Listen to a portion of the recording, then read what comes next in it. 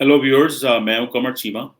और व्यूअर्स, आपको पता होगा जिस तरह के इंडिया ने अपना एक second aircraft carrier INS Vikram जो है वो उन्होंने जो सदर्न स्टेट ऑफ केरला है वहाँ से उन्होंने ट्रायल्स पे जो है वो लॉन्च किया है।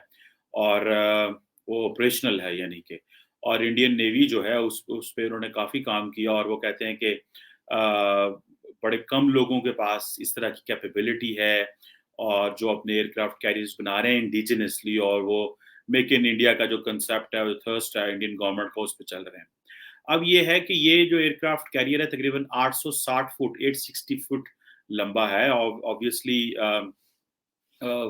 ये जिसे आप कह लें कि सोवियत मेड जो एडमिरल कोर्शोव जो थे, उन उस वो था, और उन्होंने 2004 में वहां से लिया, 2004 में बाय किया। अब इस पे इन्होंने काफी काम किया, बना भी लिया, और ऑब्वियसली ये, लेकिन ये सवाल पैदा होता है कि क्या ये जो एयरक्राफ्ट कैरियर है ये चाइना के लिए है। और इस एयरक्राफ्ट कैरियर को इंडिया ने जो है वो एक टास्क फोर्स पे जो है वो 4 शिप्स की जो टास्क फोर्स है, उसके साथ उन्होंने South East Asia, South China Sea और वेस्टर्न पैसिफिक के लिए में भेजा है। तकरीबन 2 महीने एक्सरसाइजेस करेंगे Vietnam, Philippines, Indonesia, Japan, Australia और अमेरिका के साथ। लेकिन मैं यहाँ पे, इससे पहले कि मैं आगे जाऊँ, मैं आपको ये भी बताता चलूँ व्यूअर्स कि इंडिया की जो मिलिट्री स्पेंडिंग है वो बहुत तेज़ी से बढ़ रही है। फॉर एग्ज़ाम्पल सिपरी जो एक अदारा है जो मॉनिटर करता है, जिसको बोलते हैं Stockholm International Peace Research Institute, Sweden based think tank है, जो उन्होंने ये कहा है कि पिछले पिछले साल, अब आप इमेजिन करें कि कोविड-19 भी है, लेकिन पिछले साल ही कुछ तकरीबन तकरीबन $2 ट्रिलियन की मिलिट्री एक्सपेंडिचर पूरी दुनिया में बढ़ा, जो कि 2.6% ज़्यादा है पिछले जो मिलिट्री एक्सपेंडिचर दुनिया ने किया, एक बहुत बड़ा। और जो 5 बड़े मिलिट्री स्पेंडर्स हैं 2020 में, उन्होंने तकरीबन 62% ग्लोबल मिलिट्री एक्सपेंडिचर जो किया, उसमें अमेरिका है, यूनाइटेड स्टेट्स है, China, India, Russia, United kingdom जो है वो है। और मजे की बात है कि जो चाइना की मिलिट्री स्पेंडिंग है वो तकरीबन पिछले 26 साल से कंसेक्टिव ग्रो कर रही है।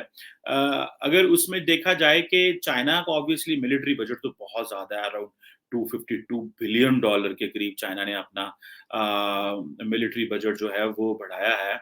और जैसे मैंने पहले कहा, 26th consecutive year, this is what the Sipri says, वो अपना उन्होंने बजट बढ़ाया 76 और $252 बिलियन। और आप अगर देखें कि पिछले 10 साल में चाइना ने 76% इंक्रीज किया है। अच्छा, इंडिया ऑब्वियसली उसको मेंटेन करना चाहता है, ये कोशिश करेगा कि हम अपना वो करें।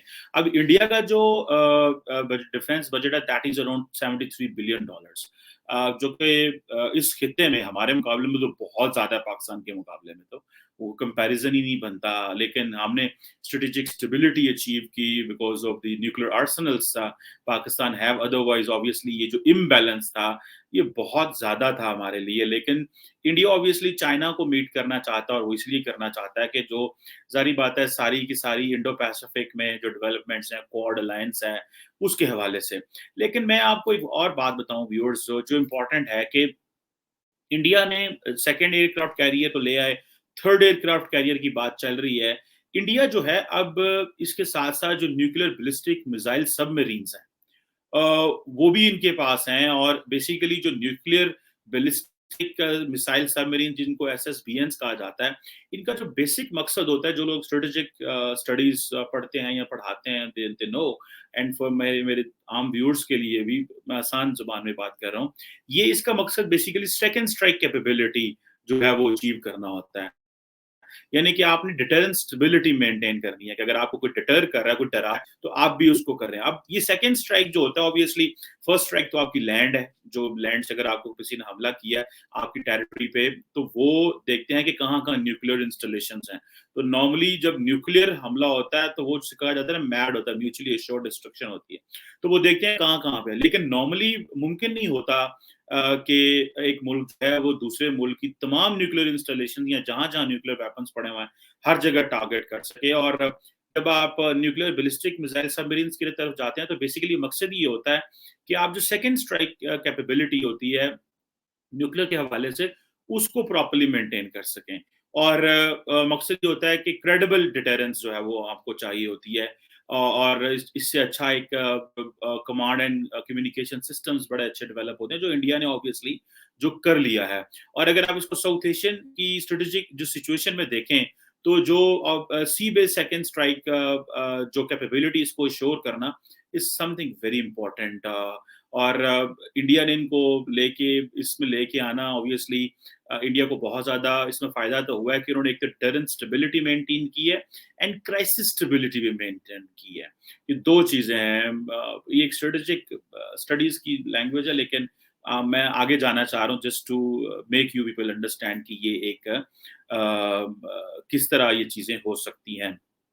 अब ज़ाहिर बात है, दोनों ममालिक जो हैं, इंडिया और चाइना जो हैं, वो बड़ी इन्वेस्टमेंट्स कर रहे हैं। इंडिया कह रहा है जी कि हमने चाइना का मुकाबला करना है। चाइना के बारे में कहा जाता है कि जी चाइना ने जो लड़ाई लड़नी है वो तो स्पीड ऑफ लाइट से लड़नी है लड़ाई, तो can India compete that speed of light? ये भी एक बड़ा इंपॉर्टेंट पॉइंट है। ऊपर से जैसे मैंने अपनी पिछली वीडियोस में शायद बताया होगा आपको कि इंडिया जो है वो अपनी कैपेबिलिटी तो एनहेंस कर रहा है। इंडिया अपने आप को कर तो रहा है, लेकिन इंडिया जिस तरह रिसेंटली मैंने बताया कि इंडिया ने S-400 जो लिया था रशिया से, वो बेसिकली इसलिए लिया ताकि रशिया और जो चाइना आपस में प्रोक्योरमेंट कर रहे हैं, तो रशिया जो ये महसूस ना करे कि India is no more our partner. तो बेसिकली टू काउंटर चाइना, और रशियंस को जारी बात है पैसा चाहिए, they have a cash flow का उनका मसला होता है। तो इंडियंस आप इमेजिन कर लें कि यहाँ पे as a cash flow provider हैं टू टू रशियंस के इस बड़े पैमाने पे आप देख लें कि क्या डेवलपमेंट जो इस तरह हो रही है कि इंडिया कहता है कि ये ना हो जनाब कि अमेरिका जो रशिया है वो अकेला रह जाए और रशिया के पास पैसे ना हो और वो कंप्लीटली डिपेंडेंट हो जाए चाइना के ऊपर। तो इंडियंस उसको अपने ऊपर भी डिपेंडेंट रखना चाहते हैं। अब आप इमेजिन कर लें कि ये किस लेवल की बात वो सोच रहे हैं या वो कर रहे हैं। So India is basically fully playing into the Indo Pacific game के अंदर। और आपको जो रिसेंटली आपने देखा होगा कि जो इंडिया की एक जो बेसिकली अल जजीरा ने एक इन्वेस्टिगेशन की थी, और उन्होंने कुछ डेटाबेस के ऊपर ये कहा कि जी इंडिया जो है वो एक एयर स्ट्रिप की कंस्ट्रक्शन कर रहा है मिलिट्री यूज के लिए। एक होगी वो basically the island of secrets के नाम से एक वीडियो भी है, अगर आप अल जजीरा पे जाएंगे तो यू कैन फाइंड आउट। अब वो जो मेरा ख्याल है जो मॉरिशियस में मॉरिशियस में और I think this is very near Mauritius, और क्योंकि वो उसके बहुत ज्यादा आइलैंड्स हैं। सो ये जो इसको बोलते हैं island of Agalega, if I can pronounce it right, जिनको ज्यादा बेहतर पता है मेरे से वो they can come to know कि क्या है। तो ये बेसिकली सैटेलाइट पिक्चर्स के जरिए रिवील हुआ है कि जो आगालेगा है ये एक तकरीबन आप इमेजिन कर लें कि मॉरिशियस से कोई 1100 किलोमीटर दूर है, मेन जो आइलैंड है मॉरिशियस वहां से। और दो बड़े जो हैं वो जेटीज और रनवेज तैयार हो रहे हैं वहां पे बड़े बड़े। सो आप इमेजिन कर लें कि बेसिकली इंडिया एक इंटेलिजेंस फैसिलिटी स्टैब्लिश कर रहा है। इसके ऊपर एक मैं प्रॉपर एक वीडियो करूंगा इस ये जो आइलैंड है और इंडियन डिजाइन इन इंडो पैसिफिक के ऊपर। और क्योंकि मेरे ख्याल है स्ट्रेटेजिक कम्युनिटी के लोग तो इस तरह उसको एक्सेप्ट नहीं करेंगे अनटिल एंड अनलेस कि वो हो। लेकिन रिसेंटली एक अभिषेक मिश्रा साहब हैं जो कि ऑब्जर्वर रिसर्च फाउंडेशन के साथ हैं, वो भी ये कहते हैं कि ये एक इंटेलिजेंस फैसिलिटी है for India to stage air and naval presence जो है और सर्विलेंस बढ़ाने के लिए साउथ वेस्ट इंडियन ओशन और मोज़म्बिक चैनल वगैरह में दोज पीपल हुआ। सो मैंने व्यूअर जिस तरह मैंने अपनी पिछली कुछ वीडियोस में आपको बताया था कि आइंदा आने वाले दिनों में जो दुनिया की जो बड़ी तारीख है वो इंडो पैसिफिक में लिखी जा रही है। And India is a part of that alliance with the quad alliance बोलते हैं। ऑल्दो इसकी एनहांसमेंट की बात हो रही है, G7 की एनहांसमेंट की बात हो रही है, ब्रिटिश वहां आ रहे हैं, फ्रेंच आ रहे हैं, जर्मन आ रहे हैं, डच आ रहे हैं। This is sort of very positive competition जहाँ पे India is being labelled and India is being part of that. मैं how the world remembers you, how the world knows you, this is something we really need to work on that. पिछले 50 साल से दुनिया हमें अफगानिस्तान या 40 साल अफगानिस्तान की वजह से जानती है। That should not be our identity. Our identity should have been completely different identity होनी चाहिए थी, व्हिच आई बिलीव के we have lacked on that. लेकिन नो प्रॉब्लम, ज़िंदगी में उतार-चढ़ाव मुल्कों की तारीख में आते रहते हैं, हमारे भी आए उतार-चढ़ाव।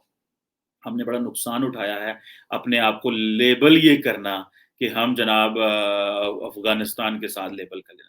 मैंने आपको पहले भी बताया होगा कि अमेरिका जब ओबामा एडमिनिस्ट्रेशन ने जब रिचर्ड हालब्रूक जो थे, उनको पहला मेरा ख़्याल है वो पॉइंट मैन थे फॉर अफ़गानिस्तान, पाकिस्तान और इंडिया को भी बीच में डाली। इंडिया ने प्रोटेस्ट किया, आप हमें क्यों डाल रहे हैं भई? हमें अफ़गानिस्तान के साथ क्यों लिंक कर रहे हैं? Afghanistan is a lawless place, ये वो वहाँ से निकल गए और हम रह गए, हमारे पास खैर चॉइस ही कोई नहीं थी इसके अलावा।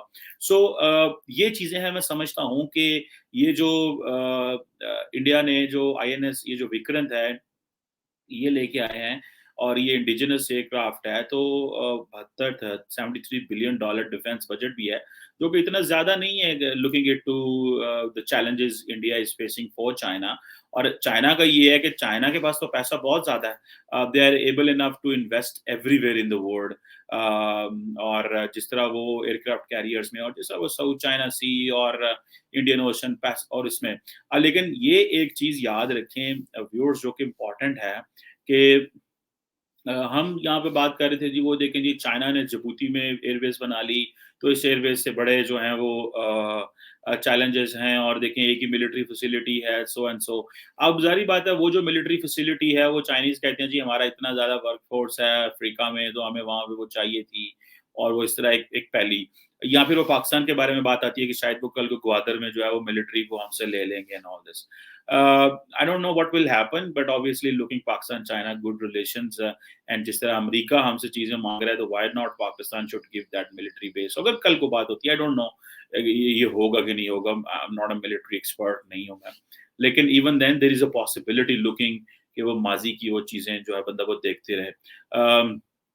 अब आके अच्छा, अगर अमेरिका जो चाइना है वो जिबूती में बेस बना रहा है, तो अब आप देख लें कि इंडिया जो है already working in in Mauritius के वो जो आइलैंड ऑफ वेगलिका है, वहाँ पे वो अपनी एयर स्ट्रिप वो कर रहे हैं। वो छोटा सा एक आइलैंड है बिल्कुल, उसकी कोई इतनी वैल्यू भी नहीं है, सुना है कि वहाँ 200-300 लोग रहते हैं, which is not a very big number, 1100 kilometre दूर है। यानी कि I am sitting in Islamabad, तो आप इमेजिन कर लें कि मुझे यहाँ कराची 100 किलोमीटर है तकरीबन ऑलमोस्ट। आप इमेजिन कर लें कि it takes 24 hours on wheels जाने के लिए, जहाज़ पे 1.5 घंटे की फ्लाइट है। तो जो मॉरिशस मेनलैंड से ये जो है, हालाँकि मॉरिशस की जो सरकार है, उन्होंने कहा है कि हम ये जो है हम जो मॉरिशस के प्राइम मिनिस्टर थे प्रवीण जुगनाथ, उन्होंने डिनाई किया था कि ये मिलिट्री पर्पसेस के लिए नहीं है, और ये बेसिकली इसके जो और एग्रीमेंट है इंडिया और मॉरिशस के दरमियान, ये 2021 में उन्होंने मई में ये बात की थी। अच्छा, लेकिन इसकी स्ट्रेटेजिक सिग्निफिकेंस बहुत ज़्यादा है कि इंडिया फुटप्रिंट्स रखता है, इंडिया इस तरह का सोचता है। When nations think like this, that is important. It doesn't mean वो डिलीवर कर पाते हैं कि नहीं कर पाते हैं, ये एक और चीज़ होती है, लेकिन उस तरह सोचना एक बड़े पैमाने पे और ये बात करना, ये दैट मैटर्स अ लॉट। इसकी बहुत बहुत बड़ी वैल्यू होती है। मेरा ख्याल है कि पाकिस्तान आजकल क्योंकि जियो इकोनॉमिक्स की बात कर रहा है, और हम ये समझते हैं कि geo economics is the only way we can move forward. हमें अपनी कैपेसिटी और अपनी अम, अ, जो डेवलपमेंट है वो आहिस्ता-आहिस्ता हम कर रहे हैं। हम चीज़ें देख रहे हैं। लेकिन it will take us a lot of time to make things. हमें what we need to do, हमें चाइना से भरपूर फ़ायदा उठाना चाहिए। हमें और भी बाकी ममालिक से फ़ायदा उठाना चाहिए, और अमेरिका और यूरोप के खिलाफ बढ़ के नहीं मारनी चाहिए। That should be our strategy.